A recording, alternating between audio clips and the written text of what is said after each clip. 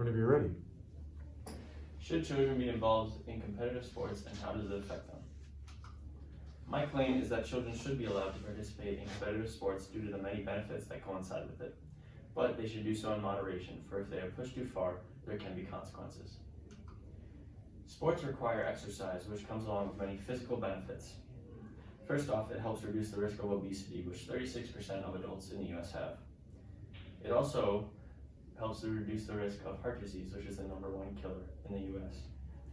Now, those are just two of the most prominent diseases that exercise helps, but there are countless others.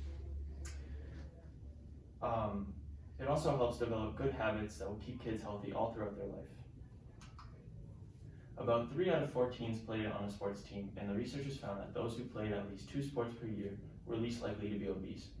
Of the 492 teens that didn't play on a team, about 40% were overweight or obese. That just shows the correlation between not playing sports and being overweight or obese. And while that 40% is taken from the 1/4 of total teens that don't play sports, that is still nearly 1/8 of kids that are obese or overweight. Along with physical benefits, there are many psychological benefits. Exercise is thought to release endorphins in your brain, which help to relieve stress and reduce pain. Increased endorphins also increase dopamine levels, which is responsible for the feeling of pleasure. In a similar way, it helps reduce the risk of depression and anxiety due to that endorphin and dopamine release. Lastly, it is fun to play sports. Everyone has fun running around and socializing with their friends. And that feeling of fun could be due to the fact that dopamine and endorphin release is occurring when you're exercising. Some scientific studies have shown that stress generated in our muscles during sports practice are helping to release our own tensions and to reduce our stress level. The endorphins hypothesis is the most popular explanation about how physical mechanisms underlying the profits of sports. In the brain, the hypothalamus produces endorphins in the form of peptides, and pituitary releases them into blood circulation. It has been demonstrated that professional runners are releasing endogenous opioids in the frontal limbic brain regions after a sustained and intense physical exercise practice. That release is, in fact, closely correlated with perceived subjective euphoria. This is just further evidence that exercise releases endorphins, and as they put it, it causes a state of euphoria. These 2 MRI scans contrast each other in that one is taken after sitting quietly and one is taken after a 20-minute walk. And while that is only a 20-minute walk and not any form of vigorous exercise, it is clear to see the difference between the two and how much more brain activity is occurring in the after 20-minute walk scan. There are also many valuable skills that come with being on a team and playing sports, such as working with others, leadership, communicating with others, dealing with disappointment, performing under pressure, discipline, rule following, and losing with poise. These are all very useful skills to possess, especially when these kids grow up and get a job and have to use them on the daily. But it is also very useful in making connections with peers and bettering relationships and just overall being a better person. While there are many pros to this issue, there are also cons, one prominent one being injuries. All athletes everywhere are prone to injuries, and there's always a chance of getting a life-changing injury that not only sidelines you from the sport, but from your life.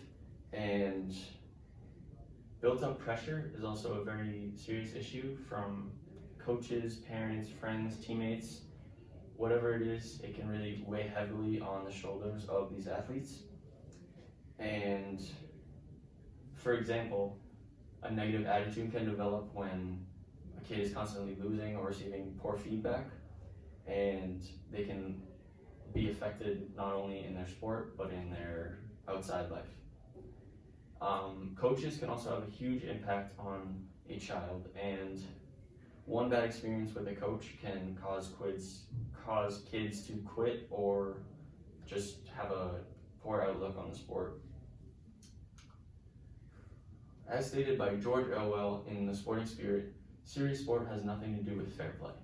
It is bound up with hatred, jealousy, boastfulness, disregard of all rules, and sadistic pleasure in witnessing violence. In other words, it is war minus the shooting.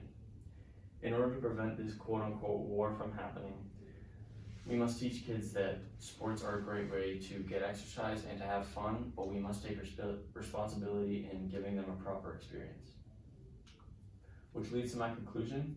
Despite the potential downsides of competitive sports, children should be allowed to play them. Most kids will not experience the negative aspects, but all kids will benefit from the exercise. This is why children should be eased into the competitive side of sports by starting off at a recreational level. As they grow up, mature, and learn the essential skills, they then should be able to partake in the competitive side of sports. All right, thank you. All right, a couple of questions. Did your research go in a different direction than you originally expected?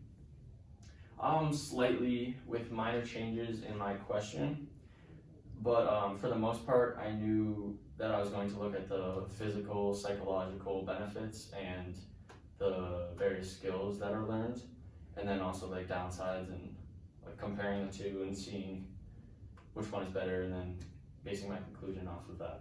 Okay, thank you. What are the implications of your findings to your community? I think implications are that all kids should be playing sports, whether it be competitive or not competitive, just because of the amount of benefits. If they don't want to play sports, then they should definitely get exercise as much as possible, just like I mentioned in here, the physical, psychological benefits. And yeah, it'll just help them so much. Okay, Yeah. thank you. All right, another huge round of applause.